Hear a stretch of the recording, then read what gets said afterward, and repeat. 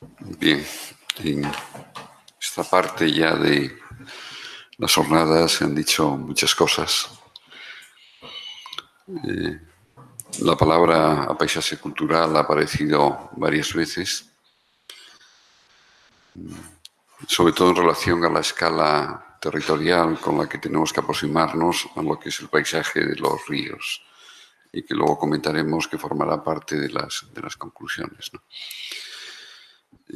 Los ríos son naturaleza y artificio. Hay en Galicia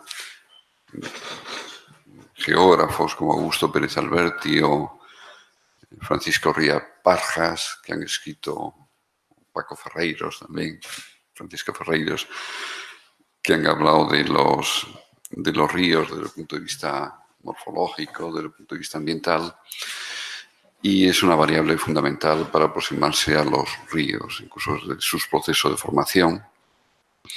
Por lo tanto, son los ríos naturaleza, ¿no?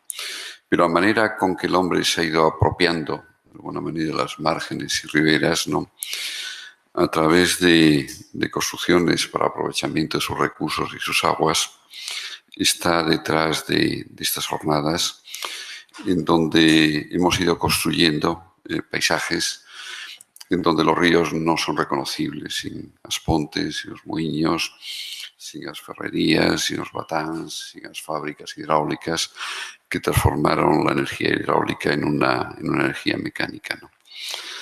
Por tanto, es desde esa doble aproximación como naturaleza y artificio como tenemos que aproximarnos a los ríos, ¿no? Dentro de definiciones que pueda haber del paisaje cultural, una es la que recoge lo que es la Convención de Patrimonio Mundial y que en parte recoge la Ley de Patrimonio de Galicia como obras conjuntas de la naturaleza y el hombre, ¿no?, que tenga unos valores desde el punto de vista de la integridad y de la autenticidad, ¿no? O me gustó bastante la definición que dio ayer Mar Lozano como percepción de la acción del hombre y la naturaleza en el espacio y en un tiempo concreto. Una de las reflexiones que estamos haciendo es que la evaluación que podemos hacer hoy del patrimonio cultural y los paisajes culturales tienen que ver con una percepción actual que no necesariamente es la percepción que existía hace poco tiempo, ¿no? En la jornada de ayer nos hemos referido no solamente a Galicia, sino sobre todo a otros ejemplos, ¿no? Por lo tanto, yo voy a seguir, digamos, la misma pauta, haciendo reflexión de forma rápida, el tiempo ya reducido después de la primera intervención, otros ejemplos, ¿no?, sobre todo de la naturaleza territorial con la que se enfrentan, digamos, otras comunidades autónomas respecto al paisaje cultural de los ríos, ¿no? Este es el Valle de Nansa, en donde hubo un proyecto financiado por la Fundación Botín. El Valle de Nansa está en Santander, intentando buscar otras alternativas a la economía. El tema económico es un tema muy importante respecto a lo que es la revalorización del patrimonio cultural, en donde a mayores del río como espacio natural hay todo un patrimonio que tiene que ver con las ferrerías, como esta que ustedes tienen abajo, que es la ferrería de Cádiz, una ferrería que tiene y que está representando en este momento un atractivo turístico para el Valle de Nansa, o como determinados puentes, como el puente de las Herrerías. Por tanto, hay otras comunidades autónomas ya que se están enfrentando con los ríos desde una escala mayor de ese patrimonio singular que hoy podemos caracterizar desde el punto de vista cultural, ¿no? Otro ejemplo que les traigo es el río Lea. El río Lea está en el País Vasco.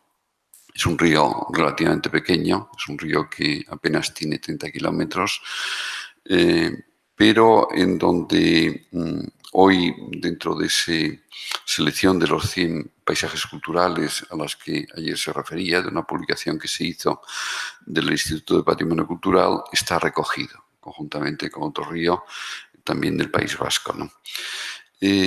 A mí me interesa mucho no solamente la parte del patrimonio cultural, en donde están las represas, como estas presas de de Bernardo Villarroel, del siglo XVII, que daban acceso a las ferrerías, a toda una explotación del punto de vista del río, sino me interesa también la capacidad de interpretación de todos estos valles a través de un centro de interpretación que se construyó en la cabecera del Lea, con una calidad de diseño donde esa calidad de diseño llega también a Aspontes, digamos, a los pasos correspondientes de los ríos. Por lo tanto, en la medida que sepamos intervenir sobre estos paisajes culturales, también desde la calidad de proyecto, la gente lo va a ir interiorizando de forma creciente. Aquí, en este caso del río Lea, forma parte también del recorrido de lo que es el Camino del Norte. Por lo tanto, la manera como hacemos atractivos también los recorridos de las márgenes de los ríos, ligándolos a determinados caminos históricos, contribuyen a la puesta en valor. Si uno visita las márgenes del Lea en un domingo, pues se encuentra, o en un sábado, se encuentra con excursiones de gente en donde la línea que te decía Rebeca, los ciudadanos lo han hecho suyo las márgenes y han hecho suyo este patrimonio. Y si alguien pregunta por la presencia de las presas, que es como un elemento patrimonial bastante desconocido, pues todo el mundo las identifica. Por tanto, digamos, una sociedad que lo ha hecho suyo, ¿no? En el caso de Castilla, del Duero, del Douro en Portugal, ciudades como Zamora conservan los recuerdos de las aceñas marineras, perdón, de las aceñas harineras.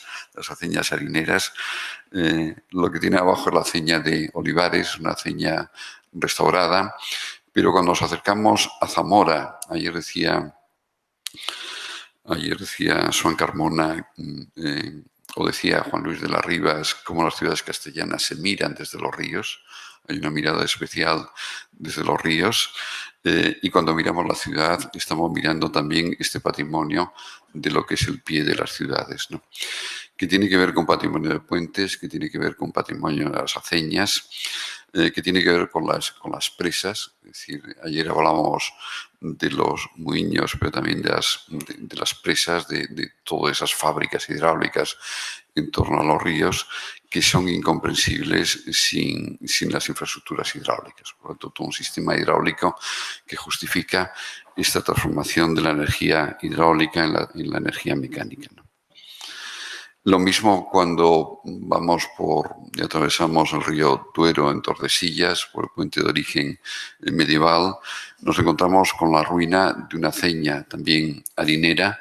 Por lo tanto, en Castilla no siempre ha habido el mismo tipo de políticas desde el punto de vista cultural, aunque son elementos reconocidos desde el punto de vista patrimonial, pero frente a las aceñas de Zamora restauradas, aquí nos encontramos con unas aceñas en ruina, ¿no? Salamanca, que se citó ayer también por parte de Juan Luis de las Rivas, es un centro histórico, un patrimonio de la humanidad, como gran parte de los centros históricos españoles, que como muchas ciudades castellanas ha vivido de espaldas al río, ¿no? Recientemente, ¿no? Sin embargo, los ríos eran elementos de vida, ¿no? Y a mayores de los puentes, el puente romano de Salamanca, que luego tuvo distintas ampliaciones, nos encontramos con fábricas, con presas de una sillería extraordinarias, para el desvío correspondiente del agua hacia las propias fábricas. La fábrica hoy está convertida en un museo. Por tanto, ese tema de los centros de interpretación relacionados con las fábricas es un elemento importante para poner en valor todo este tipo de recursos. Sin embargo, en la otra margen, pues hay una aceña abandonada, que en su momento se intentó o se hizo una restauración, pero que la sociedad no se reconoció, digamos, en el uso de esa aceña. Sin embargo, cuando caminamos por las márgenes del río Tormes, nos relacionamos también con ellas, nos relacionamos con las ruinas correspondientes, ¿no? Por tanto, hoy las intervenciones que se están haciendo en las márgenes de los ríos desde el punto de vista paisajístico también contribuyen a la puesta en valor de las fábricas hidráulicas de las márgenes de los ríos, ¿no? He traído también el caso de Córdoba, en torno a los países árabes, perdón, en torno a la parte musulmana de la península. Aquí tenemos una herencia muy importante, incluso en el propio lenguaje de los 8 siglos que convivieron los cristianos, los judíos y los árabes, en donde se refleja en lo que son los centros históricos de las ciudades y se refleja en la presencia de, no solamente esto es una zuda que se llama de la albolafia, para elevar el agua a Córdoba, todos los ingenios para la elevación del agua a las ciudades es un tema muy interesante, pero que fracasan prácticamente hasta la máquina de vapor. El ingenio de Juanelo Turriano para elevar el agua a la ciudad de Toledo a través de distintos escalones, pues fracasó de alguna manera y fue la máquina de vapor la que permitió elevar el agua a las ciudades, ¿no? También, aunque hubo un intento de restauración de esta zuda, hoy la encontramos en un estado de abandono. Sin embargo, no podemos entender el paisaje del Guadalquivir en Córdoba sin esa presencia constante como memoria de estas ruinas, de estos ingenios hidráulicos, de un río que en su momento estaba lleno de fábricas de papel. Es decir, la apropiación que históricamente se ha hecho de los ríos no tiene nada que ver con las ruinas con las que nos podemos relacionar en los grandes ríos españoles, como en el caso del Guadalquivir, ¿no?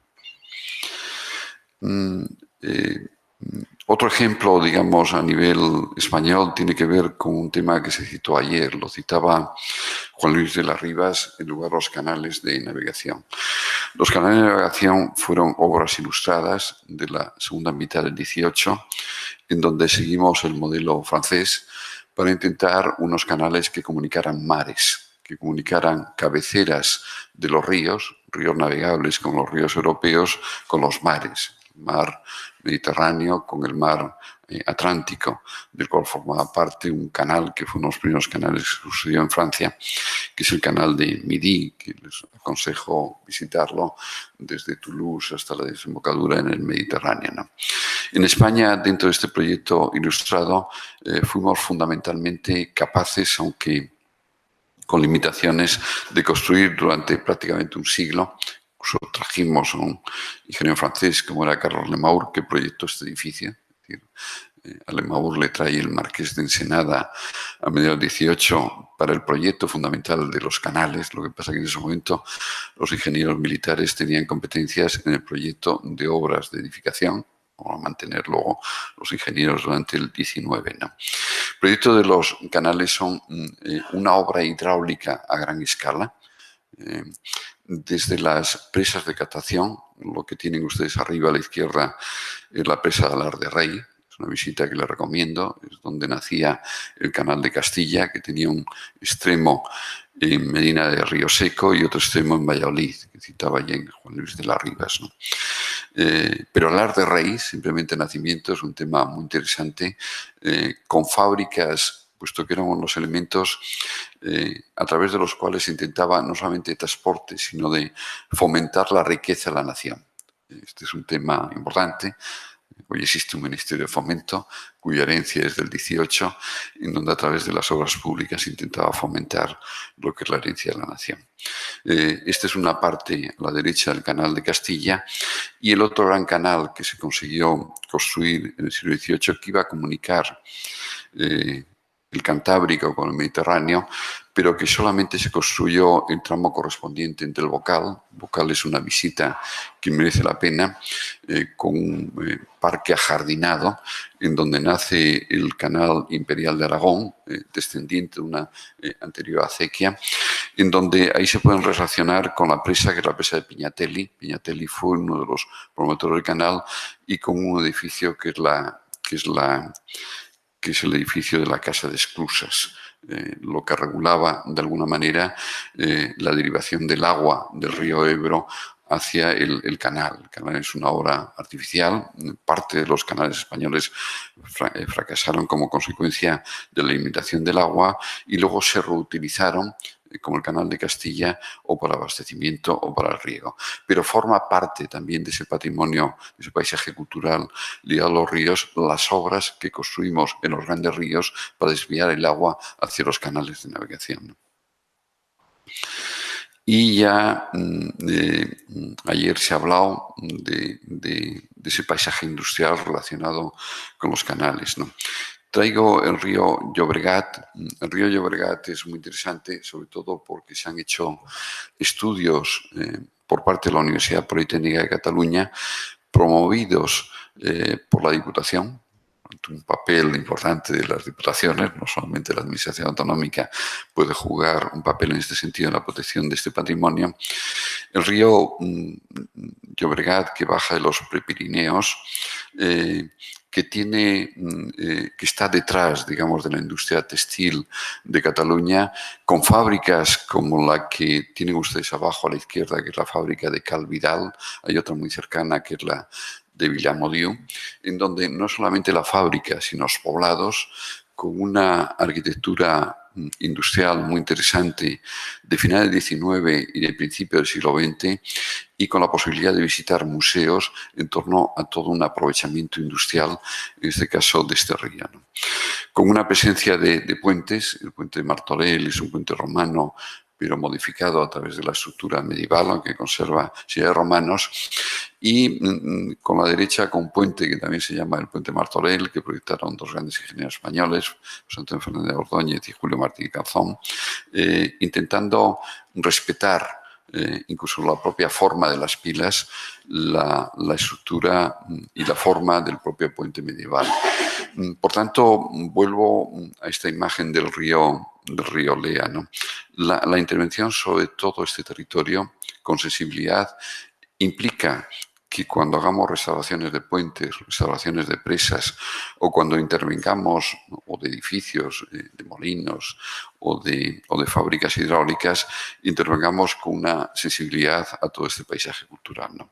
Lo que tienen arriba es la sequía, la sequía que alimentaba el agua a Manresa. En Manresa tienen ustedes también un museo muy interesante relacionado con los temas del riego y del agua, una sequía que se conserva en parte, aunque una vía rápida que se construyó paralela al río Llobregat rompió de alguna manera esa continuidad, pero ligado a los ríos están todos los sistemas de explotación y de riegos, ¿no?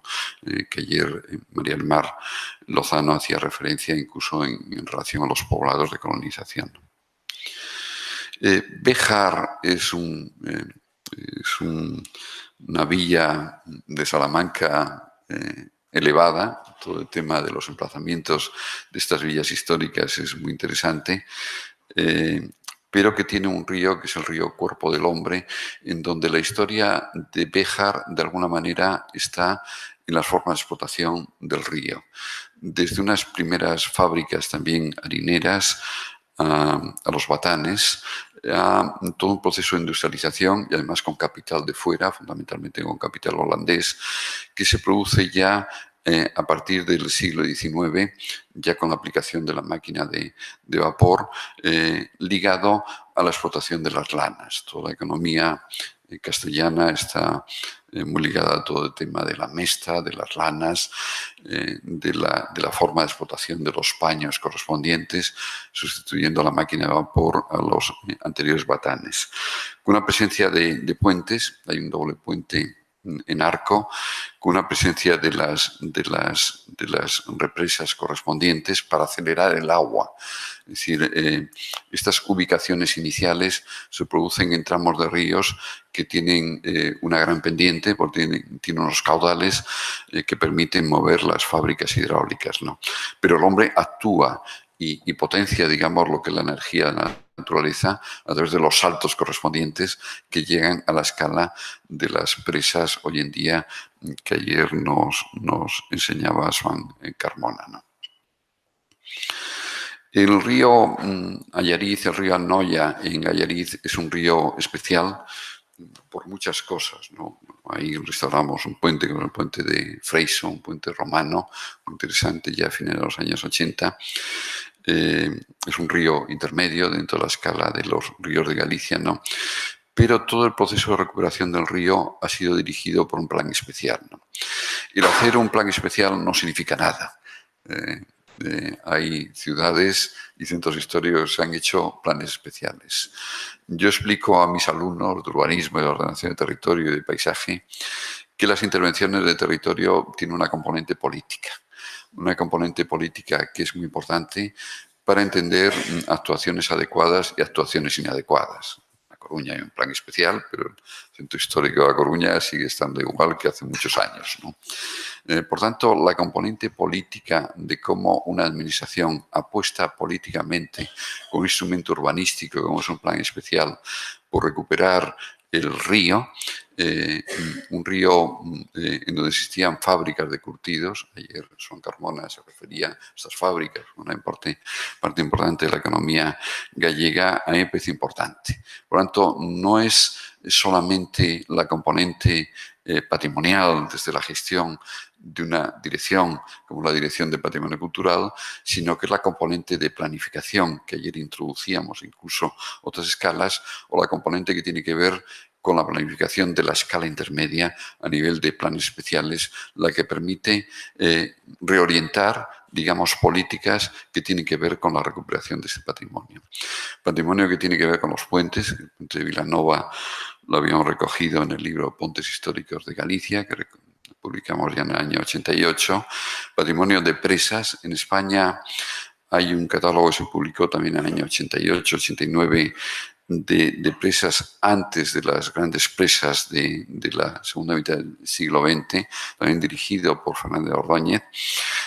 Patrimonio de paseos fluviales o intervenciones como esta de César Portela. César Portela es un arquitecto que tuvo una intervención muy importante tanto en la redacción del plan especial como en la recuperación de las fábricas de curtidos, que no he traído ninguna fotografía, que algunas están convertidas en restaurantes o museos. Pero la visita a Allariz merece la pena de una intervención ligada a instrumentos urbanísticos de recuperación de un borde de un río dentro de la escala local, no de la escala territorial, ¿no? Traigo también el río Arnoia en un tramo próximo a Allariz. Es muy interesante también la carretera 19, hoy abandonada por la autovía, de esa presencia de las represas, de cómo se van deteriorando progresivamente. Por tanto, ese inventario que luego comentará Roberto Arias, hay una presencia importante de las represas, de estas infraestructuras hidráulicas, de esos molinos, ¿no? De las pontellas, no solamente son los puentes históricos, sino las pontellas. Las pontellas es una parte fundamental de lo que es el patrimonio cultural de Galicia. Yo viví, cuando me inicié profesionalmente en Galicia en los años 80, la destrucción que se hizo de las pontellas por parte de ingenieros de caminos, ingenieros agrónomos, dentro de procesos de concentración parcelaria. Nosotros, en el libro de Puentes Históricos de Galicia, escribimos sobre las pontellas en la introducción, no la recogimos dentro del catálogo de los 50 puentes que hicimos, pero es un patrimonio esencial de Galicia. Yo luego, digamos, me he vengado de alguna manera en la recuperación de caminos históricos, recuperando estas formas de las pontellas, a veces con problemas con los elementos que gestionan el agua en el dominio público, porque las pontellas son rebasables por las aguas, ¿no? Hice una pontella para el camino de Fisterra, cerca de Pontevedra. Hice una pontella también el camino para el camino de Musía a Fisterra, bueno, y algunas otras más en este sentido, que siempre hay que convencer a la administración hidráulica frente a esos periodos de retorno de 100 y de 500 años que a veces nos exigís, de que nos estamos ligando con toda una memoria histórica de transición y de continuidad de los caminos históricos, en donde si hiciésemos los puentes que nos exigen los periodos de retorno de las avenidas de los ríos, estarían fuera de escala respecto a los propios ríos. Mientras que estas pontellas, que forman parte de la ingeniería, digamos, tradicional, están a la escala de los propios ríos. Todavía hay caminos históricos, como algunos tramos de caminos franceses o del norte, cuya continuidad se está produciendo a través de las pontellas de piedra, con estos vanos adintelados, o los pasos correspondientes de madera. Aquí hay una intervención de un escultor que se llama Agustín, me parece que murió hace poco vi en la 2 un reportaje muy interesante sobre la figura de este escultor y sus conflictos en el País Vasco, que es Agustín Ibarrola. Agustín Ibarrola en su momento se reconoció en la relación con la naturaleza, en la pintura de los árboles o la pintura de las piedras, por lo tanto, un parque en torno a la Arnoya, a través de la intervención en las propias piedras. Por tanto, la acción del hombre no con construcciones, sino simplemente con la pintura, señalando la huella, de alguna manera, la acción del hombre a través de la propia pintura, ¿no? Traigo también el caso de Mondariz, del río Tea, un río transformado con las fuentes, el puente de Cernadela, lo recogimos también en el libro Puentes Históricos de Galicia, con presas que han desaparecido, y la ruina de una presa que desviaba el agua a los molinos, con todo un, digamos, paisaje cultural al cual nos aproximamos, con la presencia de balnearios, de lavaderos, todo un patrimonio, digamos, un paisaje cultural que está detrás de estas jornadas, ¿no? Traigo también algo que se ha comentado ayer, el río Pontemaceira. Pontemaceira es un puente que en su momento restauré, pero que al mismo tiempo, a través de distintas intervenciones a principios de los años 90, me permitió restaurar los lavaderos que estaban en ese muro, con un nuevo acceso a toda la zona del puente, con la construcción de algunas pontellas también para acceso al río, con la recuperación de bancos y del pavimento de ambas márgenes, con la restauración también del molino, es decir, actuaciones que tienen que ver esta palabra que está de moda, integrales, digamos, de entorno a entorno, en donde no es solamente el puente, que son todo un entorno construido en torno a los propios ríos. Lugares como Pontenafonso, en la desembocadura del río, un puente que necesitaría algún tipo de intervención por parte de la administración, demoliendo lo que es el ensanche correspondiente, reconvirtiéndolo en un puente peatonal o con una sola dirección, hablando de intervenciones todavía que quedan pendientes por parte de los puentes. Ayer Joan Carmona citaba esta central del Tambre. Es una central muy interesante dentro de esa colaboración que se produjo entre arquitectos, ingenieros en un momento determinado, aunque esta central es de finales de los años 20. Ayer decía Joan Carmona que fue una apuesta de la Sociedad Eléctrica de Electricidad antes de Fenosa, contratando a un arquitecto por todos conocido, que es Palacios, para intentar dar una imagen de la propia corporación. Por lo tanto, las sociedades también se han reconocido en este tipo de centrales. En España hay un patrimonio ligado a las centrales muy interesante. Había un azud en el río Tambre, en donde hoy está la presa que había construido la Sociedad Gallega de Electricidad en los años 50, cuando había desaparecido, del cual se desviaba desde un canal en donde se producía el salto correspondiente que movía las turbinas, ¿no? Esa es la obra hidráulica, una obra que hoy se reconoce también en el paisaje de las presas, pero a mayores las sociedades se querían reconocer también en las propias centrales, ¿no? Una central muy reivindicada desde el punto de vista patrimonial, la central de Proaza, que está en Asturias, también una intervención de Alberto Palacios, de Palacios, de padre e hijo, no de Palacios, de Vaquero Turcios, al cual el museo... Vaquero Palacios, perdona, Pablo, de Vaqueros Palacios, al cual el Museo ICO ha realizado recientemente una exposición con un catálogo magnífico, exactamente, que proyectó la central correspondiente. Pero ya en estas etapas del curso, con cenas, ya lo que uno tiene es un cansancio brutal, ¿no? Y luego el tema de la maquinaria hidráulica, que ayer hacía referencia también Joan Carmona, una maquinaria perdida, pero que puede formar parte, lo forma en Proazas Proazas. Cuando uno visitamos Proaza nos encontramos con la maquinaria, lo que es el entorno de la propia central, o aquí pues hay un recuerdo, digamos, de la maquinaria, es fundamental para esas centrales. Pero hay centrales, por ejemplo, Leta de Viesgo, en Cantabria, extraordinarias, con unas edificaciones fundamentalmente de pie de ladrillo, con una combinación fundamental. Lo digo en este sentido porque hay una arquitectura o ingeniería, no sé cómo llamarlo, muy interesante relacionado con los edificios correspondientes de las centrales hidráulicas, ¿no? Voy a terminar enseguida, en todo el tiempo voy a intentar reducirme. Este es Galicia tiene también nos relacionamos con un patrimonio de la agrupación de molinos.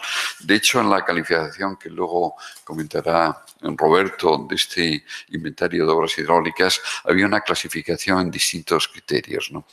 Y el primer lugar era criterio de accesibilidad, criterios patrimoniales. En primer lugar lo ocupaban los muiños de Folón Picón, por todos conocidos. El segundo, el muiño de Pozo de Cachón. El tercero, una ferrería. El tercero, cuarto, una fábrica de curtidos. Bueno, así sucesivamente. El quinto, un lavadoiro, el lavadoiro de las Cascas en Betanzos, ¿no?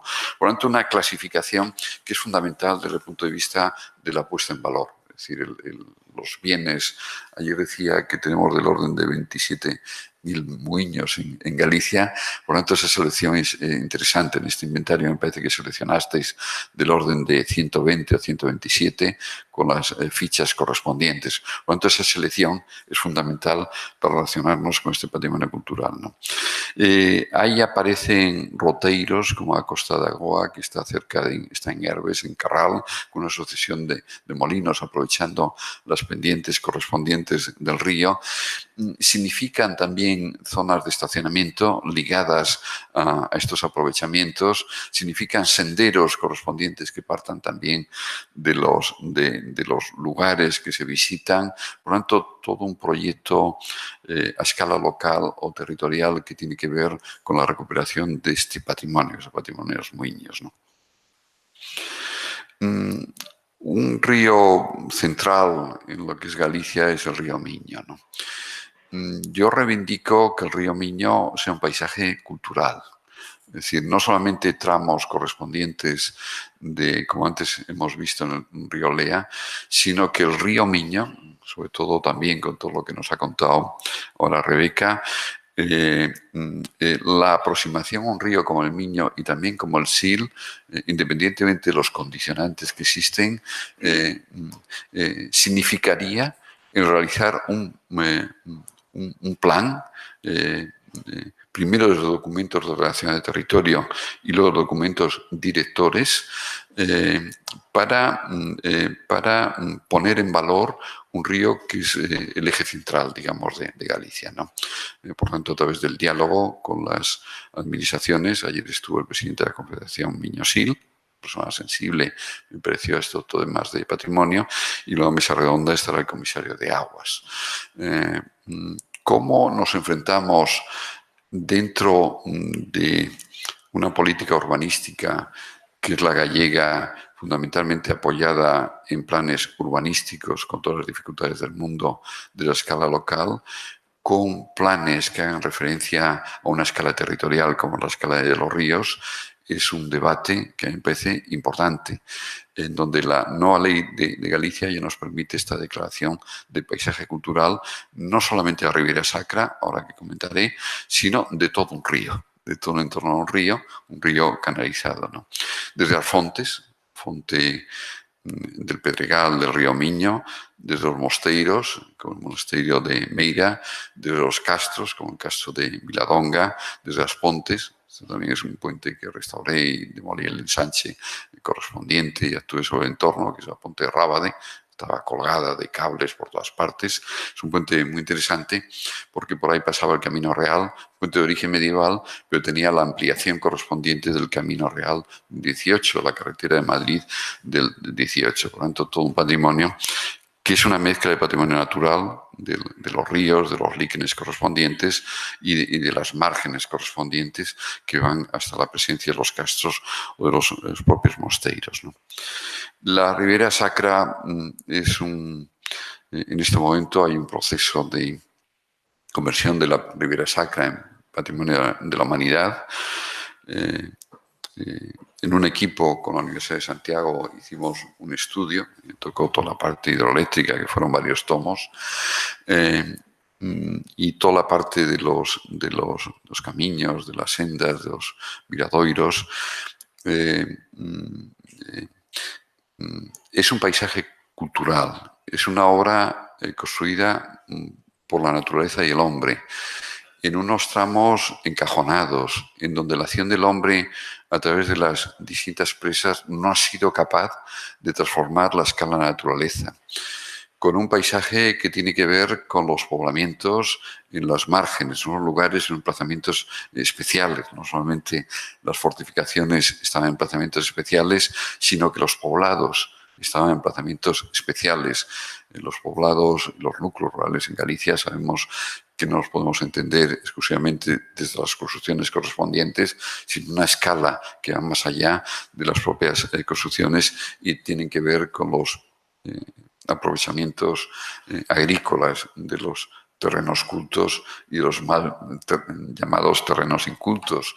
Hace poco intervinimos aquí en una jornada que organizó Peguerto Saavedra, en donde no se entiende el rural de Galicia sin los montes, de esa relación bionívoca que existía entre o agro y o monte, ¿no? Cuando uno visita los ríos, por ejemplo, en el País Vasco, como el río Lea, y habla con la gente mayor, una de las cosas que lamentan es la pérdida de relación que habían tenido desde niños con los montes.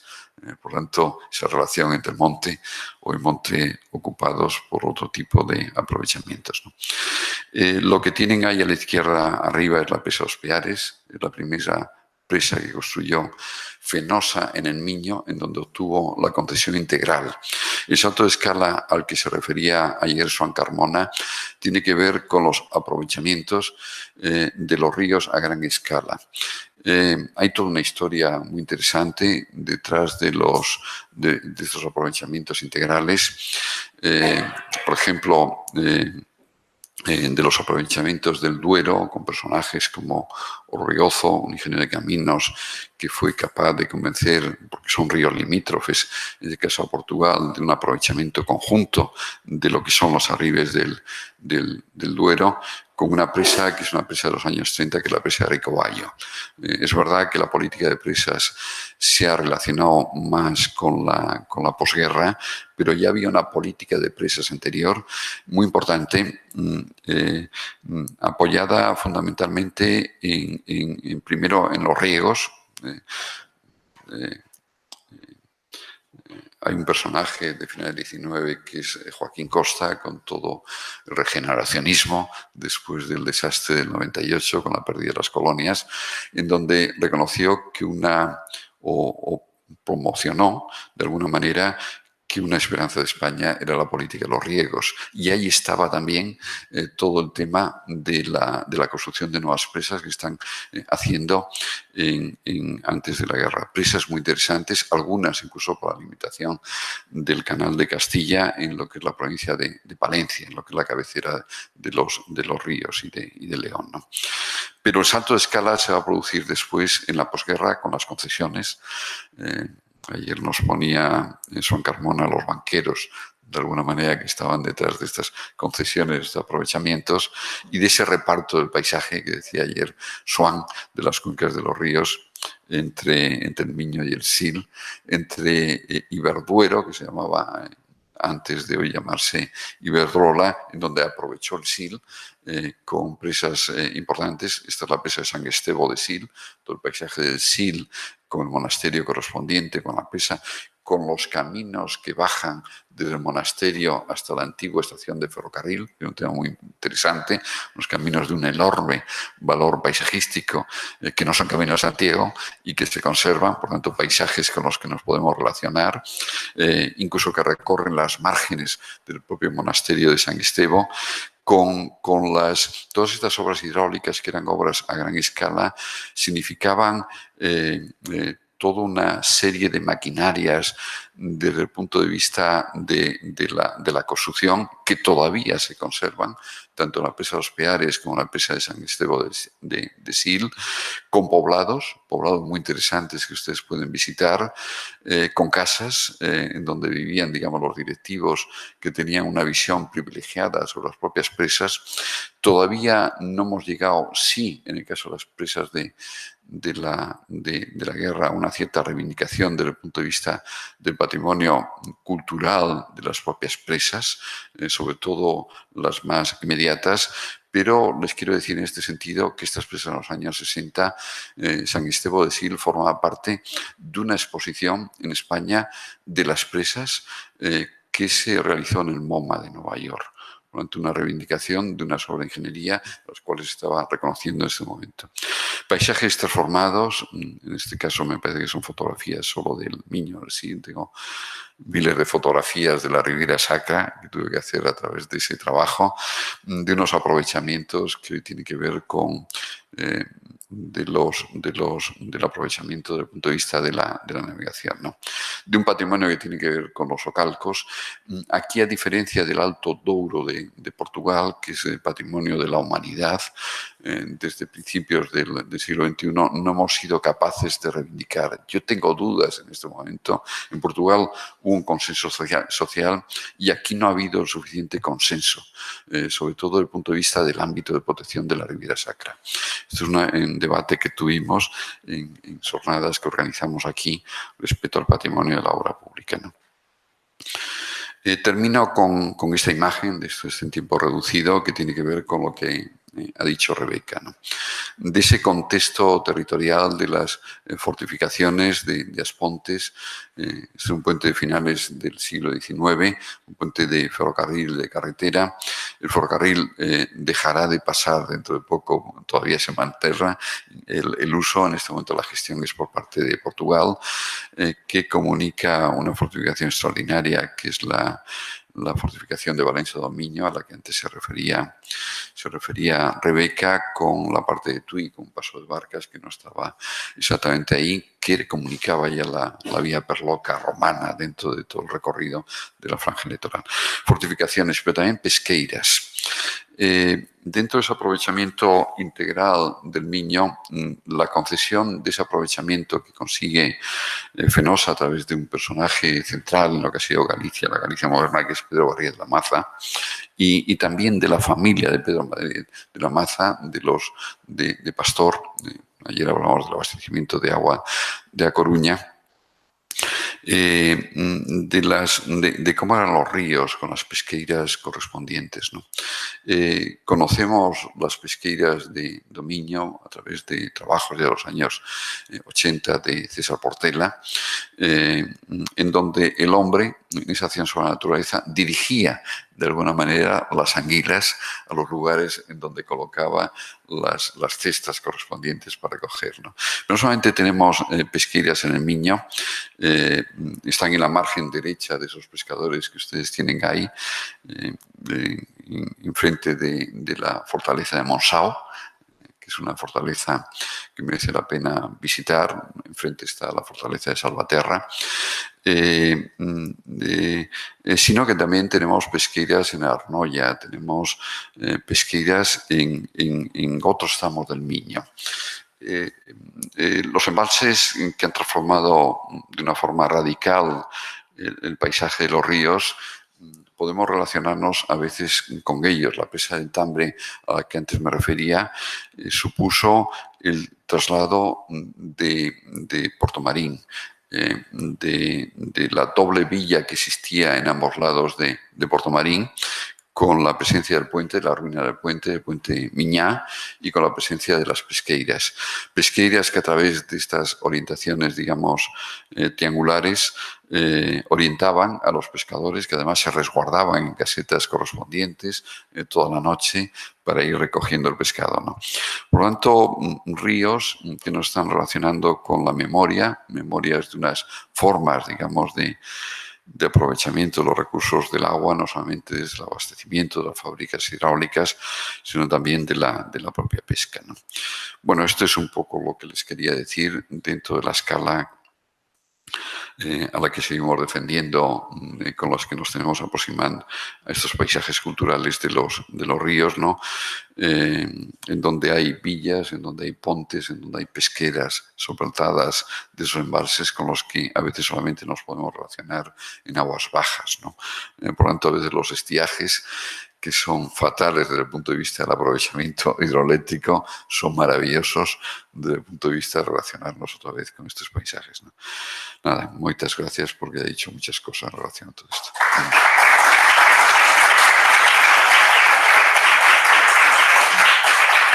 Bueno, empieza ahora la mesa. Bueno, empieza en un cuarto de hora la mesa redonda, que es una mesa aproximadamente de 2 horas, en donde habrá una intervención importante también de la Administración. No hemos hablado todavía de la gestión del dominio público que hacen las administraciones por parte de Aguas y por parte de la Confederación Hidrográfica del SIL. Por lo tanto, la doble mirada que puede haber del patrimonio cultural desde la preocupación por los bienes de interés cultural y de la gestión, digamos, del dominio público cultural, a mí me parece que la mesa siguiente va a ser muy interesante. Muchas gracias.